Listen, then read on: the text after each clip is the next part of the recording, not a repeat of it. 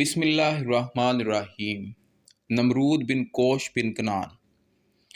اب ہم اللہ تعالیٰ کے اس دشمن کا ذکر کرتے ہیں جس نے حضرت ابراہیم علیہ السلام کی تکذیب کی اور ان کی نصیحت کو جھٹلایا۔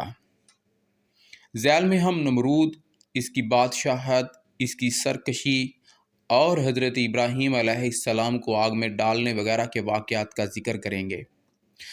نمرود نے اللہ تعالیٰ کی خوب نافرمانی کی، لیکن پھر بھی اسے 400 سال تک ڈھیل ملی۔ لیکن اس کے بعد جب ڈھیل مکمل ہو گئی تو اسے عبرتناک سزا کے ذریعہ ہلاک کیا گیا۔ نمرود کا دعویٰ ربوبیت۔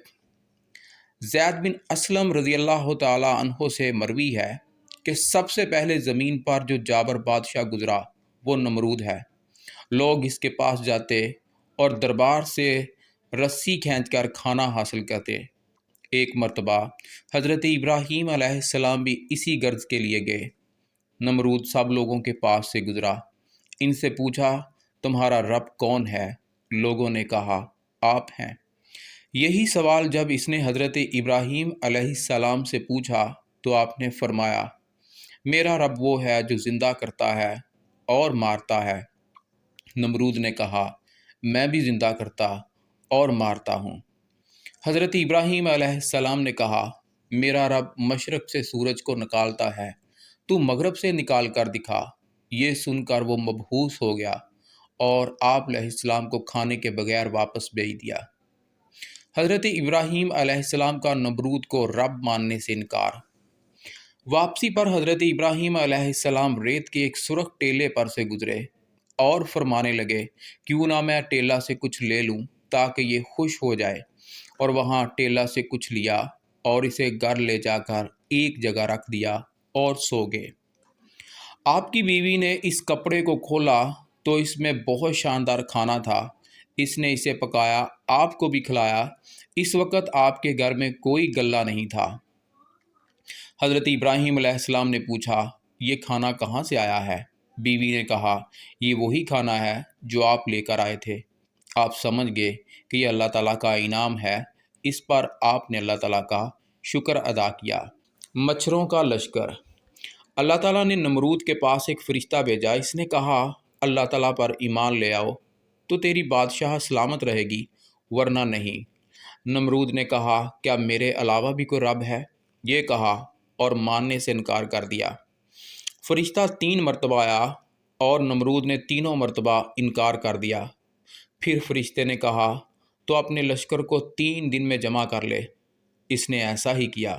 اللہ تعالیٰ نے مچھروں کا ایک عظیم لشکر بھیج دیا۔ یہ مچھر اتنے زیادہ تھے کہ سورج دکھائی نہ دیتا تھا۔ یہ مچھر ان سب کا گوشت کھا گئے اور خون چوس گئے اور صرف ہڈیاں باقی رہ گئیں۔ کسی مچھر نے بادشاہ کو مطلقاً تکلیف نہ پہنچائی۔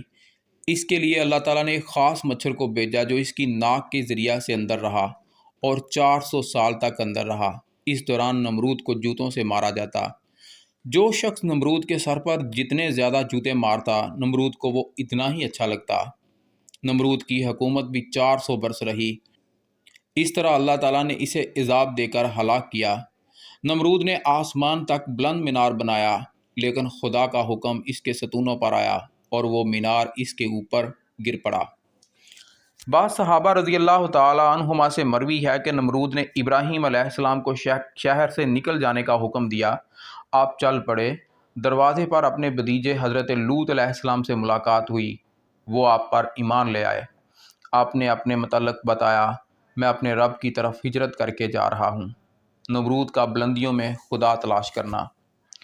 نمرود نے یہ قسم کھائی کہ میں ابراہیم علیہ السلام کے معبود کو ضرور تلاش کر کے ہی رہوں گا۔ چنانچہ اس نے 4 بڑے پرندے منگوائے، انہیں گوشت اور شراب سے پالا، اور جب وہ خوب موٹے اور پل کر بڑے ہو گئے تو ان کے بیچ ایک تابوت باندھا اور خود بھی اس تابوت میں بیٹھ گیا۔ وہ پرندے اتنا اونچا اڑے کہ پہاڑ ذرات معلوم ہوتے تھے۔ اس نے دیکھا سمندر نے خشکی کو گھیر رکھا ہے۔ پھر اور بلند ہوئے تو وہاں اسے اندھیرے نے آ گھیرا۔ اس جگہ اسے کچھ نظر نہ آتا تھا۔ اس مقام سے اس نے گوشت نیچے پھینکا جو تڑک کر پہاڑوں پر گرا۔ جب پہاڑوں نے یہ منظر دیکھا تو گھبرا گئے اور قریب تھا کہ پہاڑ اپنی جگہ سے ہل جاتے، لیکن نہ ہلے۔ اللہ تعالیٰ نے اس واقعہ کی طرف قرآن مجید میں یوں اشارہ فرمایا ہے، انہوں نے اپنی ساری ہی چالیں چل دیکھیں مگر ان کی ہر چال کا توڑ اللہ کے پاس تھا، اگرچہ ان کی چالیں ایسی غضب کی تھی کہ پہاڑ ان سے ٹل جائیں۔ نمرود کے محلوں کا گرنا۔ نمرود بیت المقدس کے پاس سے اڑا اور جبل دخانہ پر اترا، لیکن جب اس نے دیکھا کہ وہ اس طرح بھی کامیاب نہیں ہو سکا تو اس نے ایک بہت بڑا محل تعمیر کروایا۔ اس کا خیال تھا اس پر چڑھ کر حضرت ابراہیم علیہ السلام کے خدا کو دیکھوں گا، مگر اس میں بھی کامیاب نہ ہوا اور اللہ کا حکم ان کے ستونوں پر آ پہنچا اور محلوں کی چھت ان کے اوپر گر پڑی اور اس پر ایسی جگہ سے عذاب آیا جہاں سے اس کو گمان بھی نہ تھا، یعنی وہ تو محل کے اندر اپنے آپ کو محفوظ سمجھتے تھے مگر وہی ان کے اوپر گر پڑا۔ محل گرنے سے بولیاں بگڑنا۔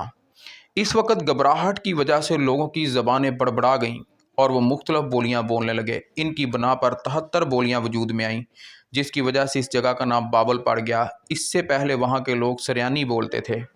خدا کی تلاش کے لیے کوہ پیمانی۔ سعید بن جبیر رضی اللہ تعالیٰ عنہ سے مروی ہے کہ نمرود نے اپنے ایک وزیر کو حکم دیا کہ وہ ایک تابوت تیار کرے۔ جب تابوت تیار ہو گیا تو اس نے تیز رفتار گھوڑے تیار کرنے کا حکم دیا۔ جب گھوڑے تیار ہو گئے تو وہ اپنے ساتھی کو لے کر بلند و بالا پہاڑ پر چڑھا۔ اس سے پوچھا، دیکھو تمہیں کیا نظر آ رہا ہے؟ اس نے کہا، ہم آسمان سے دور ہو رہے ہیں۔ پس نمرود غصہ میں آ کر نیچے اترا۔ بعض کہتے ہیں اس وقت آواز آئی، او سرکش، کہاں کا ارادہ رکھتا ہے؟ پہاڑوں نے گھوڑوں کے سیموں کی آواز سنی تو سمجھے کہ آسمان سے کوئی حکم آیا ہے اور اتنے زیادہ خوفزدہ ہو گئے کہ اپنی جگہ سے ہلنے کے قریب ہو گئے۔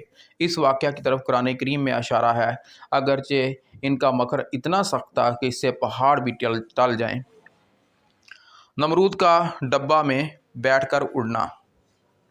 حضرت علی رضی اللہ تعالیٰ عنہ سے اس آیت کی تفسیر کے ضمن میں مروی ہے کہ نمرود نے 2 اڑنے والے چھوٹے گھوڑے لیے اور انہیں خوب پاسا پولا، اچھی خوراک دی جس کی وجہ سے وہ جلدی موٹے تازے ہو گئے۔ پھر ہر گھوڑے کے ساتھ ایک آدمی باندھا، پھر وہ اپنے ساتھ ایک آدمی لے کر ڈبہ میں بیٹھا، پھر ان سے اوپر گیا۔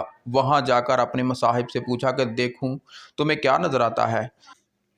اس نے جواب دیا، مجھے یوں معلوم ہوتا ہے کہ دنیا ایک مکھی ہے۔ نمرود نے اس کی تصدیق کی، پھر دونوں نیچے اتر آئے۔